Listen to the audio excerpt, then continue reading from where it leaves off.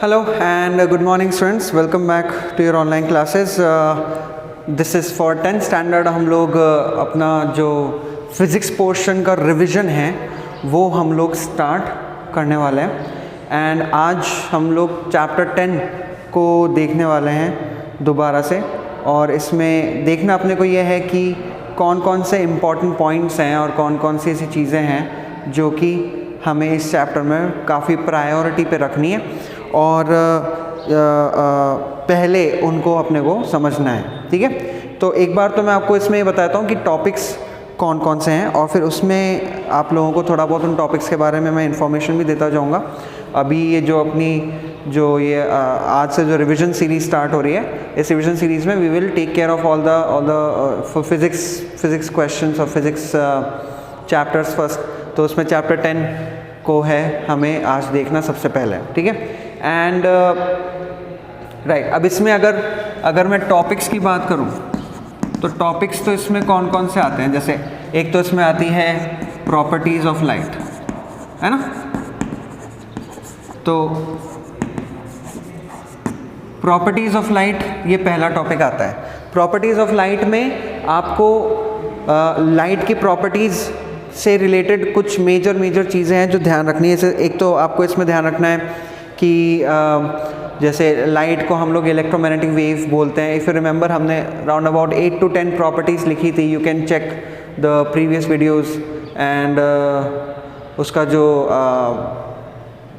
जो लिंक है वो लिंक आपको इसमें इस वीडियो के डिस्क्रिप्शन में मिल जाएगा। तो आपको प्रॉपर्टीज़ ऑफ लाइट में देखना है एंड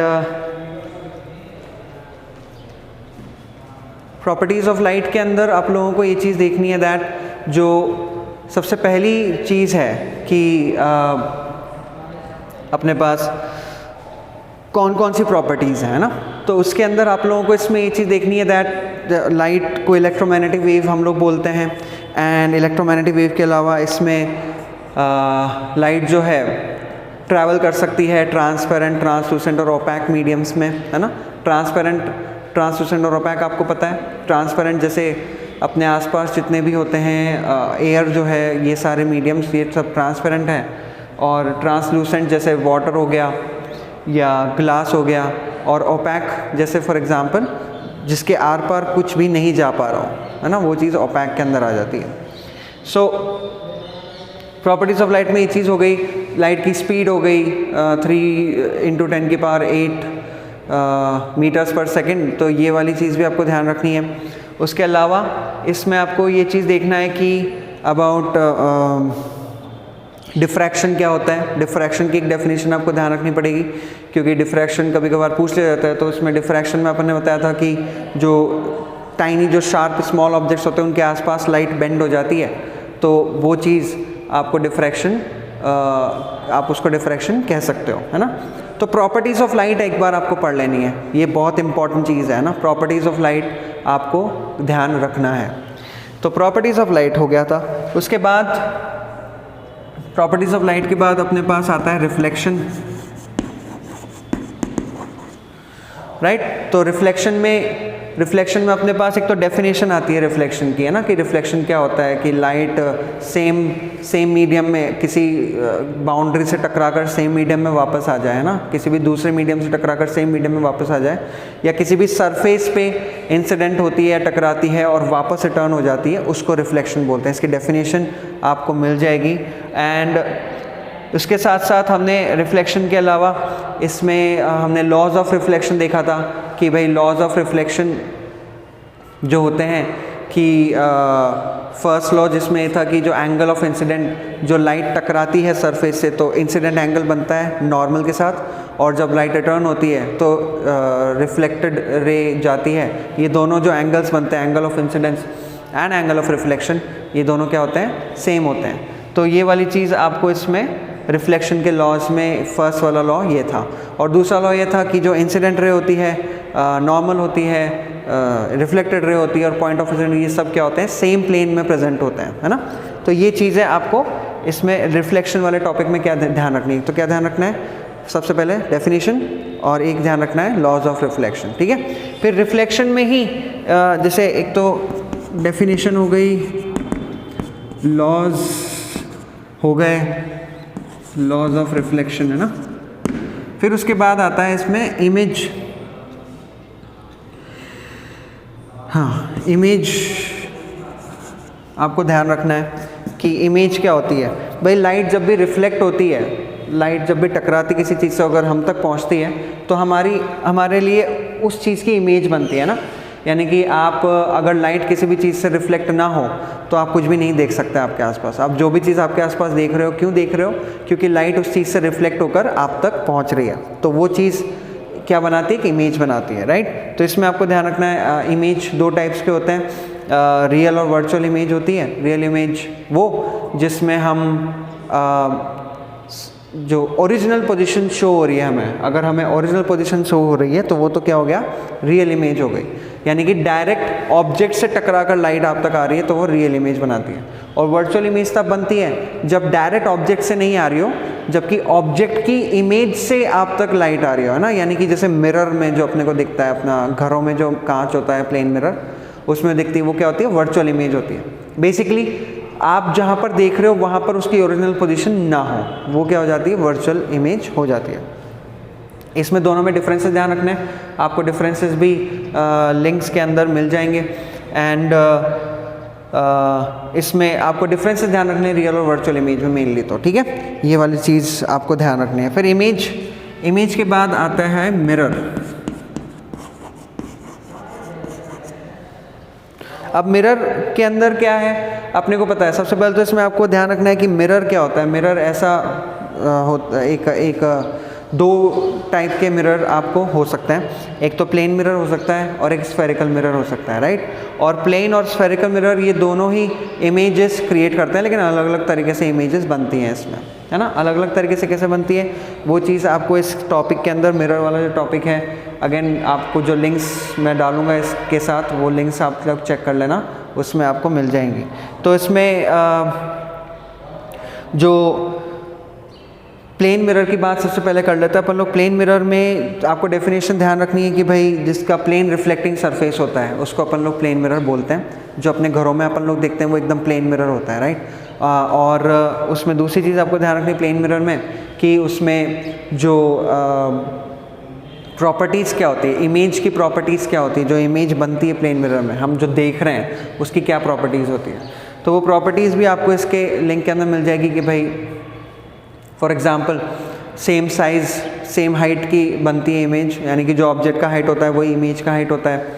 उसके अलावा सेम डिस्टेंस पे बनती है, यानी कि आपकी इमेज जो है जितने डिस्टेंस, ऑब्जेक्ट जितने डिस्टेंस पे है इमेज भी उतने ही डिस्टेंस पे जाती है। और ऐसी कुछ और प्रॉपर्टीज़ हैं। लैटरल इन्वर्जन होता है, यानी कि उल्टी साइड दिखती है, लेफ़्ट साइड राइट में दिखती है, राइट साइड लेफ़्ट में दिखती है। तो ये वाली बात है मिरर, प्लेन मिरर के अंदर। तो आपको एक तो डेफिनेशन ध्यान रखनी है, एक उसके प्रॉपर्टीज़ ध्यान रखनी है, इमेज की प्रॉपर्टीज़, और तीसरी चीज़ आपको ध्यान रखनी पड़ेगी इसमें प्लेन मिरर के यूजेस, है ना।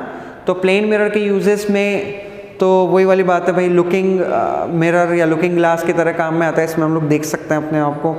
उसके अलावा कैलाइडोस्कोप, पेरिस्कोप, इन सब के अंदर जो है ये प्लेन मिरर जो है वो काम में आता है, ठीक है। तो मिरर में प्लेन मिरर की बात इतनी सी है। उसके बाद जो दूसरे टाइप का मिरर आता है वो आता है स्फेरिकल मिरर। और स्फेरिकल मिरर में आपके आता है जैसे कॉनकेव मिरर आता है और कॉन्वेक्स मिरर आता है, राइट। सो इसमें आपको क्या है कि कॉनकेव मिरर के केस में आपको ये चीज़ ध्यान रखनी है कि भाई कॉनकेव मिरर इस तरीके से प्रेजेंट होता है कि जिसमें अंदर की तरफ बेंड हो, राइट। और ये वाला पार्ट जो अंदर की तरफ बेंड होता है ये आपका होता है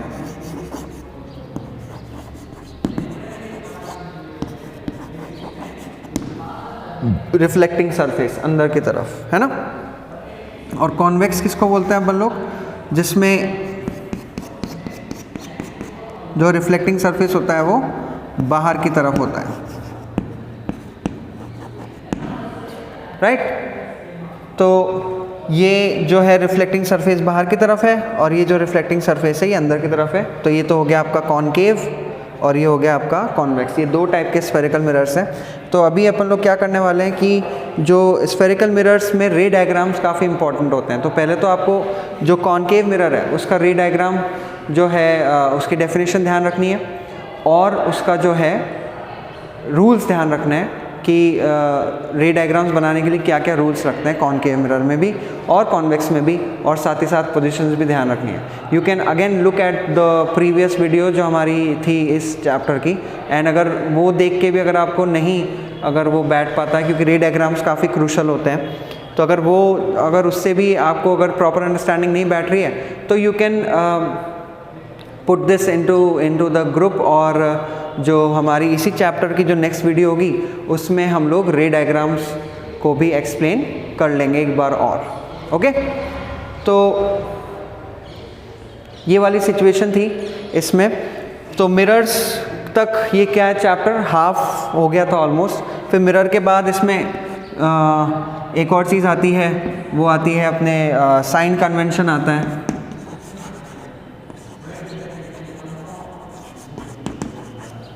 ना। मिरर के एंड में कॉनकेव के यूजेस ध्यान रखने, कॉन्वेक्स के यूजेस वो सब अपन लोग देख लेंगे। साइन कन्वेंशन जिसमें आपको जो U, V, F, capital F, radius of curvature, ये जो जितने भी टर्म्स थे अपने रे डायग्राम्स के साथ, उनको पॉजिटिव या नेगेटिव किस तरीके से काम करता है वो भी आपको इस पर्टिकुलर लिंक के अंदर मिल जाएगा। वो काफ़ी इंपॉर्टेंट है, ध्यान रखना। साइन कन्वेंशन काफ़ी इंपॉर्टेंट है, क्योंकि न्यूमेरिकल्स बिना साइन कन्वेंशन सीखे आप सही नहीं कर सकते, वो उसमें हमेशा प्रॉब्लम आएगी। ओके, तो ये वाली सिचुएशन है। फिर उसके बाद इसमें साइन कन्वेंशन के बाद इसमें अपने पास आता है जो मिरर फॉर्मूला,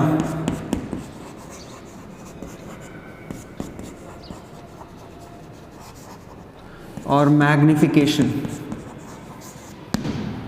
मिरर फॉर्मूला और मैग्निफिकेशन ये अपना जो रिफ्लेक्शन वाला टॉपिक है उसका लास्ट पोर्शन होता है, जिसमें मिरर फॉर्मूला आपको ध्यान रखना पड़ता है कि भाई जैसे 1/f is equals to 1/v and 1/u, ये वाली जो चीज़ें ध्यान रखनी है। और मैग्निफिकेशन में hi/ho is equals to v/u, ये वाली जो फॉर्मूला है ये आपको ध्यान रखना है। You can find all of this information in the links that I will be providing you with along with this particular video. ठीक है, तो हम मिरर तक के लिंक्स आपको इस पर्टिकुलर वीडियो के साथ आपको मिल जाएंगे।